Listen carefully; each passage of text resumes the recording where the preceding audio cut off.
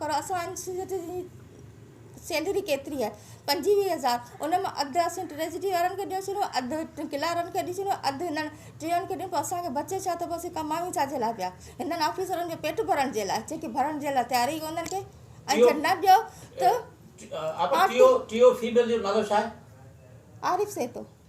मर्द आहे? जी जी बिल्कुलु मर्द आहे। चलो ठीकु आहे, मर्द आहे। ऐं ॿियो इहो ई चवंदुसि तव्हां मूंसां इंसाफ़ करो त माना हिन खे हटाए बि फीमेल का टीचर अची वञे टीओ।